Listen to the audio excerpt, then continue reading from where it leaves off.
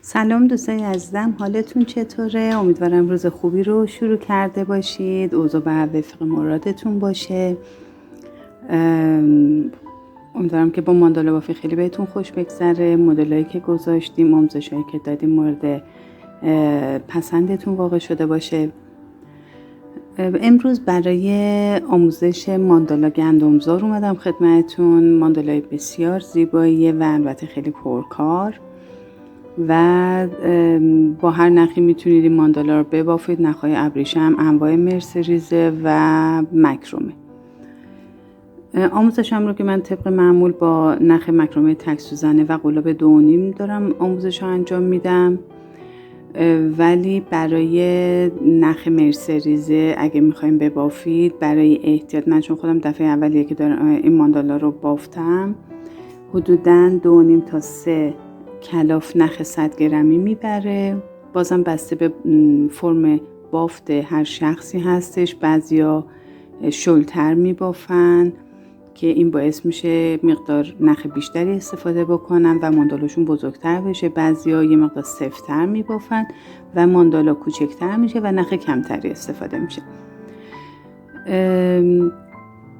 من پیشنهاد میکنم که همون 3 تا کلاف رو بخرید تا وسط کار نختون کم نیاد.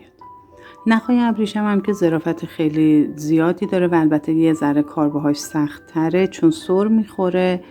اون هم همون مقدار، به نظرم همون حدوداً 250 تا 300 گرم نخ تهیه بکنید و شروع به بافت بکنید. امیدوارم که از این بافت هم لذت ببرید و ببافید و خونه های زیباتون رو زیباتر کنید.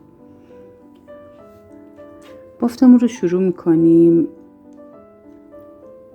اول باید حلقه جادویی بزنیم. پس سر نخ رو دستم میگیرم، یک دور ببینید بافتمون به این صورته که سر نخ رو دستم میگیرم و نخ رو دور دستم حال فرم ضربدری ایجاد میکنم. قلاب رو میبرم زیر و یه نخ رو میکشم بیرون و یک زنجیره میزنم. درسته؟ حالا داخل این حلقه من باید 16 تا پای بلند بزنم. پای بلند اولم رو میتونم به این صورت با 3 زنجیره شروع کنم و یا فرم دیگهش قشنگتره اینه که نخ رو به اندازه پای بلند میکشم، دستم رو روی قلاب و نخ نگه میدارم که نخم تکون نخوره اندازش. یه دور قلاب رو دور نخ میپیچونم. ببینید قلاب یه دور پیچید و وارد این حلقه میکنم. یه نخ میگیرم، نخ رو اول از اینجا در میارم، از این حلقه در میارم، بعد قلاب رو میپیچونم دور نخ و بعد یه نخ میگیرم و از 2 تا حلقه در میارم. این شد پای بلند اولم. پای بلندهای دیگر رو هم میبافم. کل پای بلندهایی که درون این حلقه ما باید ببافیم باید 16 تا پای بلند باشه. پس من 16 تا رو میبافم و برمیگردم. رسیدیم به رج 2. 16 پای بلند رو بافتم. این نخی رو که ابتدای کار داشتم کامل میکشم تا حلقه این وسط کوچیک بشه، تا اونجایی که امکان داره این فضا از بین بره. نخ من چون مکروم از کامل نمیچسبه، مال شما مگه مرسریزه باشه بازم کامل نمیچسبه. به اندازه ای که دیگه کل نخ تو این فضا جا بشه فقط این نخ کشیده میشه، یه فضایی حتما اون وسط ایجاد میشه. خب برای بسته انتهای رج این 2 تا نخ، ببینید این 2 تا نخی که مربوط به گندمی پای بلند اولمون هست رو میگیرم و یه نخ ازش رد میکنم و از حلقه اول رد میکنم. همینجا یک زنجیره میزنم. برای رج 2 ما باید 32 تا پای بلند روی رج اول ببافیم و چون رج اول ما 16 تا پای بلند داشتیم واضحه که رو هر پایه باید 2 تا پای بلند برجسته از رو ببافیم. ببینید یا من میتونم به این صورت قلاب نخ بندازم دور قلاب و روی پای بلند اول بافت انجام بدم، روی پای بلند دوباره رو همون پای بلند بافت انجام بدم به این صورت. یا اینکه من میتونم بافت پایه اولم رو به این صورت شروع کنم که به اندازه پایه نخ رو میکشم بالا، انگشتم رو روش نگه میدارم، یه دور میچرخونم، میرم دور پای بلند اولم، نخ رو میگیرم میارم بالا، یک بار نخ میگیرم از این رد میکنم و یک بار قلاب رو دور نخ میپیچونم و بعد یه نخ میگیرم از دوتا دیگه رد میکنم به این صورت. اجازه بدین من یک بار دیگه این کار انجام بدم.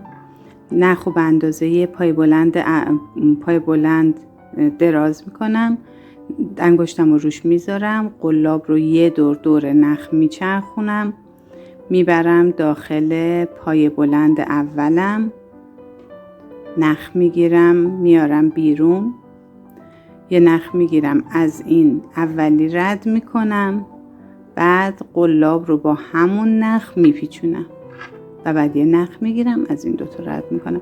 این میشه پای بلند اولم. دوباره یه نخ میگیرم دور همون پای بلند یه پای بلند دیگه میبافم.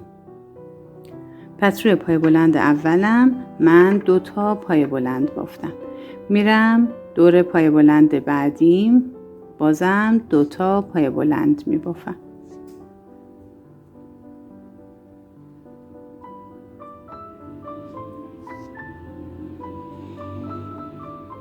روی پای بلند بعدی دوتا پای بلند. همین کار رو تا انتهای رج انجام میدم و روی هر پای بلندی دوتا پای بلند میبافم که در جمع در انتهای رج 2 ما 32 تا پای بلند خواهیم داشت. خب دوستان، به انتهای رج 2 رسیدیم. بست انتهای رج رو ببینید رو همین دوتا نخی که مربوط به گندمی پایه اولم هست میزنم، همینجا یک زنجیره میزنم. برای رج 3 ما باید 48 تا پایه بلند ببافیم. روی پای بلند اول 2 تا پای بلند برجسته از رو میبافیم و روی بعدیش یه پای بلند برجسته از پشت. پس شروع میکنیم به بافت. ببینید من باید پای بلند رو کامل بگیرم به این صورت.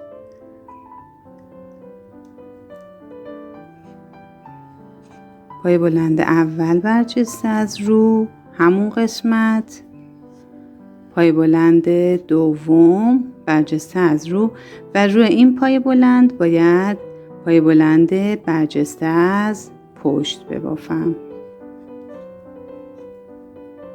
درسته؟ پس حالا میرسم رو این پایه. 2 تا پایه بلند برجسته از رو باید ببافم و روی پایه بعدی یک پایه برجسته از پشت. روی این پایه 2 تا پایه بلند برجسته از رو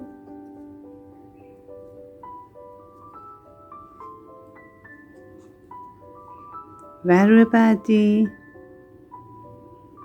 پای بلند برجسته از پشت. به همین ترتیب رج 3 رو میبافیم با همین الگو تا انتهای رج. رسیدیم به رج 4. بست انتهای رج 3 رو اجازه بدین به پای بلند اول رج میزنم، همینجا یک زنجیره میزنم. خب ببینید ما در این رج باید دور پای بلند اولمون 3 تا پای بلند بزنیم برجسته از رو، دور پای بلند دوممون هم 3 تا پای بلند برجسته از رو بزنیم و تبدیلش کنیم به ذرتی. پس من شروع میکنم بافت رو. 3 تا پایه بلند برجسته از رو ببافم. 2 و 3. این روی پای بلند اولم بود. روی پای بلند دوم هم 3 تا پایه بلند برجسته از رو می بافم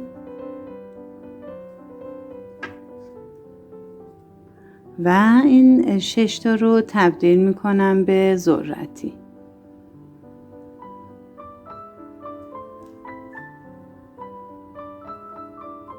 یه زنجیره میزنم.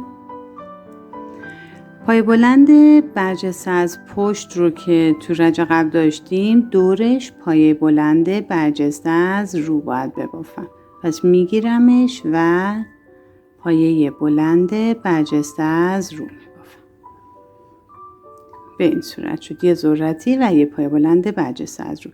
حالا مجدد دور این 2 تا پایه 3 تا و 3 تا پای بلند برجسته از رو میبافیم و دور پایه برجسته از پشت رج قبل یه پای بلند برجسته از رو میبافیم. اجازه بدین من یک بار دیگه ببافم. یک پای بلند برجسته از رو، 2 و 3. روی پای بلند بعدی هم 3 تا پای بلند برجسته از رو میبافم.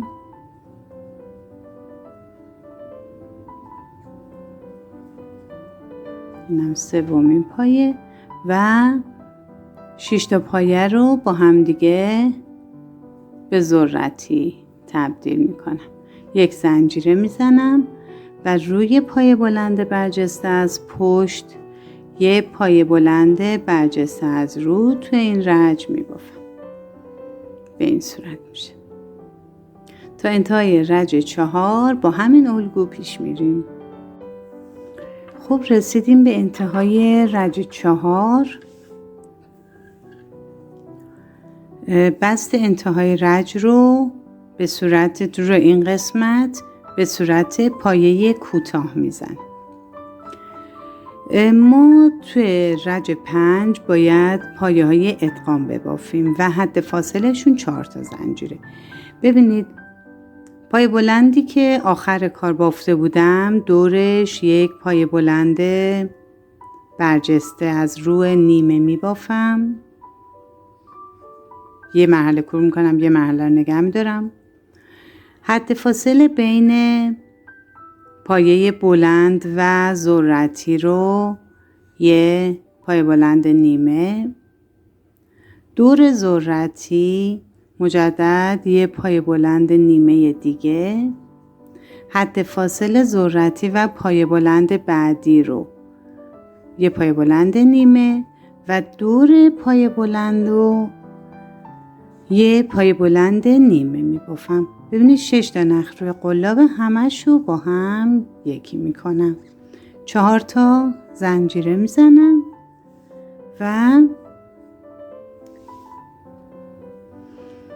مجدد میرم ادغامی بعدی رو. حالا ادغامی بعدی از همین پای بلند شروع میشه، یعنی پای بلندی که آخرین بار روش پایه نیمه بافتم، دورش یه پایه بلند نیمه میبافم، حد فاصله پای بلند و ذرتی یه پای بلند نیمه میبافم، دور ذرتی یعنی قلاب رو دورش میبرم یه پای بلند نیمه میبافم و نخ میگیرم، حد فاصله ذرتی و پای بلند رو یه پای بلند نیمه و دور پای بلند یه پای بلند نیمه. تمام این پای بلندهای نیمه رو که به صورت 6 تا نخ دور قلابم هست رو با هم دیگه یکی میکنم. 4 تا زنجیره میزنم.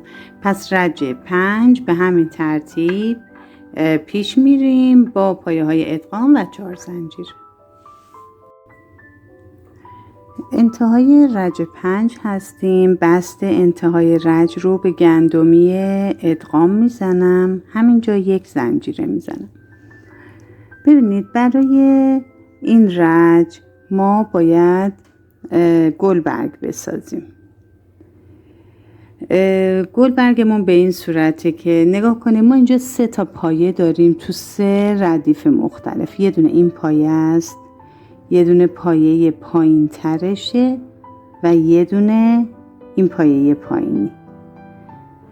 من روی این پایه اولم باید 3 تا پایه بلند نیمه ببافم. رو پایه دوم 3 تا پایه بلند نیمه، روی پایه آخر هم 1 پایه بلند نیمه باید ببافم و تبدیلش کنم به گلبرگ. پس من یه نخ میگیرم دور قلاب، میرم دور پایه بلند اولم.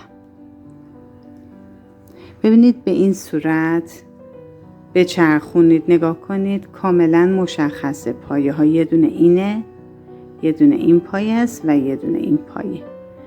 داخل این پایه اولم یه پایه بلند نیمه،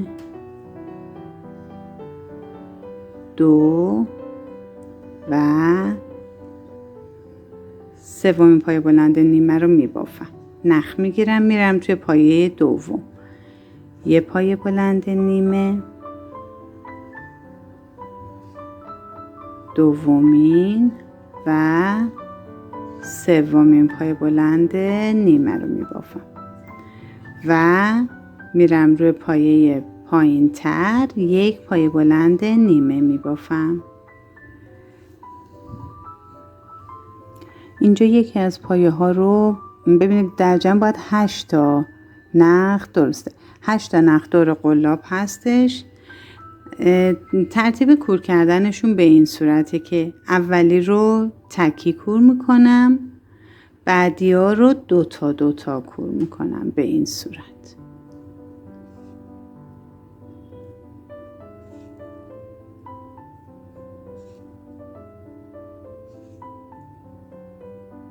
این 2 تا رو نگه میدارم. خب ببینید این ما الان داریم روی پایه های ادغام بافت انجام میدیم. این روی اولین پایه ادغام، پایینیش و پایینیشه. حالا آخرین پایه ادغاممون هم این پایه است. ببینید اجازه بدین من اینو کامل بیارم بالا. بله ببینید آخرین پایه ادغاممون این پایه است. من روی این پایه باید 3 تا پایه بلند نیمه ببافم و ادغام و گلبرگم رو درست کنم. پس یه پایه بلند نیمه، دوم و سوم.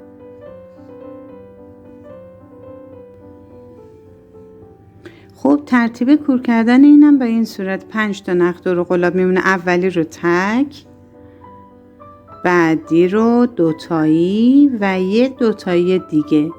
3 تا نخ دور قلاب میمونه که اینا رو با هم یکی میکنم. ببینید گلبرگمون به این شکل شد. یه سمت بلندتره، یه سمت کوتاه‌تر. بعد میام نخ میگیرم دور قلاب. تو این فضای زنجیره‌ایمون 5 تا پایه بلند باید ببافم. 2 3 4 و 5.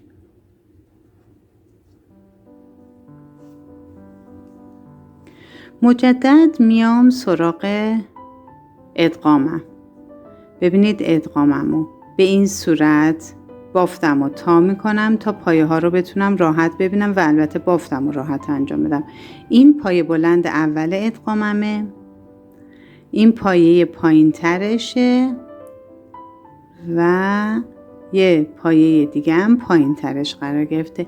توی اولی 3 تا پایه بلند نیمه، تو دومی 3 تا پایه بلند نیمه و توی پایینی 1 پایه بلند نیمه.